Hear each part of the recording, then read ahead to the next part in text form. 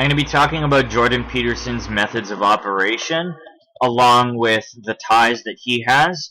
And I just want to say that that documentary that I just scrolled past, Jordan Peterson Dismantled, is excellent and describes his political and psychological agenda far better than I can. However, it says here in the article that his agenda is to subvert and destroy the rising political right wing and destroy European nationalism. His prime goal is to neutralize the political right and white identity. He does not care about the Marxist takeover of nations, and he was hired by the UN to actually help usher it along. And he targets young white males for indoctrination with his political ideology that he calls radical individualism. However, the person who is narrating the video says in relation to Jordan Peterson that ideology is the root of all evil, and ideology itself must be rejected in favor of the righteous path of the individual, which that in and of itself is an ideology, as pointed out by the author of Jordan Peterson Dismantled, or at least the person who's narrating it. So, Jordan Peterson worked on the UN Secretary General's high-level panel on sustainable development, editing a document that was released in 2013 entitled A New Global Partnership, Eradicate Poverty and Transform Economies Through Sustainable Development. One of the panel members of the UN High Council was John Podesta, which you can actually see within the 27 members, because in July 2012, Secretary General Ban Ki-moon announced the 27 members of a high-level panel to advise on the Global Development Framework beyond 2015, the target date for the Millennium Development Goals. This is just an earlier iteration of Sustainable Development Goals. The panel was part of the Secretary General's post-2015 initiative mandated by the MDG Summit. UN member states have called for open, inclusive consultations involving civil society, the private sector, academia, and research institutions from all regions, in addition to the UN system to advance a development framework beyond 2015. So, I want to say that Jordan Peterson, in and of himself, he's not listed within the 27 members of the panel, but I will say that on this podcast, The Dark Room, he ends up mentioning that he actually wrote the underlying narrative for the UN HLP report, and he does so within the first 5 minutes, so it's worth just checking out to hear him say, at least. And then here we have Jordan Peterson, what I believe he is most famous for.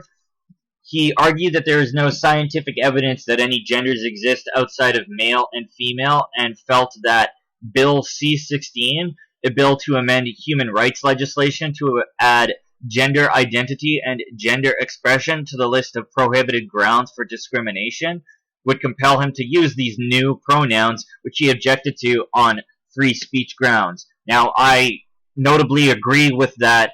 However, this is just what simply suits his ideology.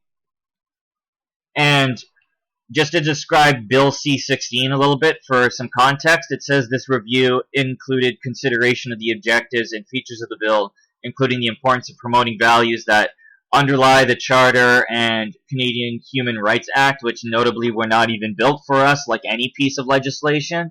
It says notably equality, respect for diversity, human dignity, liberty, and autonomy, as if they've really respected our bodily autonomy at any point, whether it have to do with, in this case, transgender and other gender diverse individuals in society. Yeah, disgusting language. Now, it adds gender identity or expression to Section 2 and 3 of the Canadian Human Rights Act, and Sections 318 to 718.2 of the Criminal Code is consistent with core values which underpin the Charter, which includes equality, respect for diversity, human dignity, liberty, and autonomy. If you say so, what good that's done. These provisions would expressly recognize that everyone, including transgender and other gender diverse individuals, should have an equal opportunity to live and work in an inclusive society free from discrimination and violence. I'm sure George Soros would agree at face value, but definitely would have an underlying goal for sure, and none of those movements are really truly grassroots, like I said in my earlier video, whether it be a freedom movement or whether it be some kind of movement funded by Soros directly, like BLM or the LGBTQ2 plus whatever. I don't give a crap. The following is strictly an effort on my part to document with appropriate links the fact that Jordan Peterson is a UN globalist shill and is connected to George Soros and other globalist figures. So I'll work my way toward how Jordan Peterson is connected to George Soros as we progress through the video. And it says the UN Secretary General established in 2010 the high-level panel on global sustainability in order to formulate a new blueprint for sustainable development and low-carbon prosperity. Yeah, we are carbon-based life forms, so reducing carbon literally means reducing life, just to put that in layman's terms. So, James Balsilli, chair of the board of the Center of International Governance Innovation, or CIGI, Canada, and former co-chief executive of Research in Motion, which is now known as BlackBerry. Balsilli is the founder of CIGI, which is in partnership with INET, the Institute for New Economic Thinking, an organization founded by George Soros. And again, I'll go over that in more detail. And Jordan Peterson was the advisor for Balsilli while he was working on the panel, as stated in the report. See page 93 of the PDF. I'll get to that. Peterson's co-advisors were Paul Jenkins and Simon Zadek of CIGI, and Balsilli's Sherpa was David Runnels of CIGI. Now, in an interview with the Dark Room podcast, Peterson stated, "I worked on the UN Secretary General's High Panel for Sustainability report that was delivered, I believe, in 2013, and rewrote the underlying narrative to strip out most of the ideological claptrap." And the last person I'll speak about on this page is Norman Deutsch. He's a Canadian-born psychiatrist and famous author, and he's the man who wrote the foreword in Peterson's book, 12 Rules for Life, and he's friends with Jim Balsilli, and I'll show the discussion with him. He has an article on CIGI's website. So this is the article, Screen Time, the Brain, Privacy, and Mental Health. And here, this is an email between Norman Deutsch and Jim Balsilli to show that they're friends and connected with one another. And this is the other document that Jordan Peterson worked on. Well, actually, he helped Jim Balsilli with this. He was the Sherpa. The Resilient People, Resilient Planet, a future worth choosing. So here we can see for James Lawrence Balsilli, the advisors, Paul Jenkins, Jordan B. Peterson, Simon Zadek.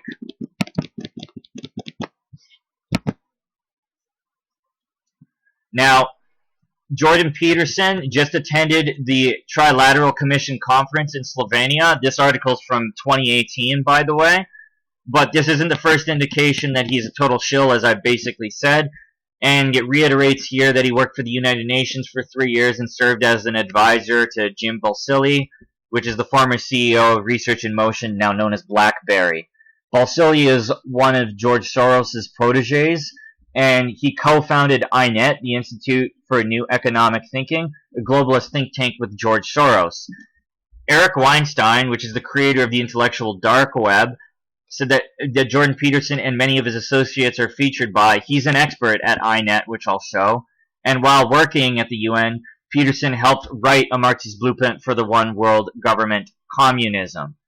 So over here, I'm just going to state about the Trilateral Commission. To any student of the world's events of 20th century, the Trilateral Commission stands alongside Council of Foreign Nations, Council of Foreign Relations, the Project for the New American Century, Bilderberg Group, etc., etc. So they're within that kind of echelon. Now, Eric Weinstein, it says here that he is a mathematician, economist, and frequent public speaker on a variety of subjects within the sciences. Currently, he's managing director at Thiel Capital in San Francisco, and this is an article on Institute for New Economic Thinking. So I'm going to scroll down here. Founded in the wake of the financial crisis in 2009, the Institute for New Economic Thinking is a nonpartisan, nonprofit organization devoted to developing and sharing the ideas that can repair our broken society and create a more equal, prosperous, and just society. Well, Talk about benefiting from a crisis. That sounds like some Klaus Schwab morals. With every crisis, there is an opportunity. So this is on the website, on the INET website, under the leadership and staff, we can see co-founder Jim Balsilli and co-founder George Soros right there. Here is CIGI. I'm going to read its description. CIGI's board of directors provides oversight and governance of the organization's financial stability, executive leadership, and overall strategy. It includes global policy experts who provide intellectual guidance to CIGI on the broad scope of its research activities. The board consists of a chair, a treasurer, and other directors, two of whom are designated by Government of Canada through the Department of Finance and Global Affairs Canada, respectively. The senior management implements the organization's strategic plan and directs all aspects of its research program and operational activities. So there we see Jim Balsilli. And here, this is the Balsilli School of International Affairs, a center for advanced research and teaching in a global network of scholars, students, and policymakers. The Balsilli School of International Affairs is an institute for advanced research, education, and outreach in the fields of global governance and international public policy. As an affiliate member of the Association of Professional Schools of International Affairs, we are a global network of scholars, practitioners, and students with a mission to develop new solutions to humanity's critical problems to improve global governance now and in the future, and to contribute to enhancing the quality of people's lives around the world. These people look at themselves as innovators and inventors, but in reality, they seek nothing but carnage and destruction. I guess order out of chaos is appropriate to say here. Now, founded in 2007 by philanthropist Jim Balsilli, the BSIA is an equal collaboration among the Center for International Governance Innovation, that's CIGI, as I showed in the previous slide, the University of Waterloo, and Wilfrid Laurier University. Now, the collaborating institutions bring different but complementary strengths, so they have different roles and responsibilities. The two universities employ our faculty and postdocs and offer the three academic programs, while CIGI, as a think tank, uses its in-house expertise and its worldwide network of practitioners to help inform and guide our outreach collaborative research. So, the school is home to three research centers in an international profile. TSAS, which I actually covered in my James Top video, the Canadian Network for Research on Terrorism, Security, and Society, the International Migration Research Center, and the Laurier Sustainable Food Systems. So, for me to put this in layman's terms, to think about this like a tactician, you have a quote-unquote counter-terrorist organization, which basically all counter-terrorism is what funds terrorism. All governments, NGOs want that to happen as they control both sides of the narrative. So then you have the International Migration Research Center, where immigration is used in the sense of what we call fifth-generation warfare, which is where you employ immigrants to move abroad into said country and become employed within its infrastructure, and essentially you can cripple entire countries this way, entire economies, entire pieces of infrastructure. And then you have the Laurier Center for Sustainable Food Systems, where essentially you see food being altered, and they essentially cover the three grounds: food, immigration, open borders, and also terrorism, counterterrorism, essentially silencing their critics and silencing those who speak the truth.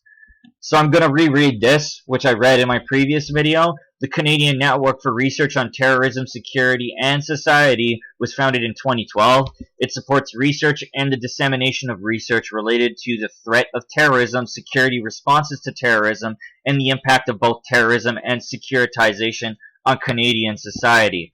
So the TSAS network is located at the University of Waterloo, which, like I say, is the Silicon Valley of Canada, or at least of Ontario, from my understanding. TSAS, so it's located at the University of Waterloo, and it's funded by a partnership grant from the Social Sciences and Humanities Research Council of Canada, otherwise known as the SSHRC.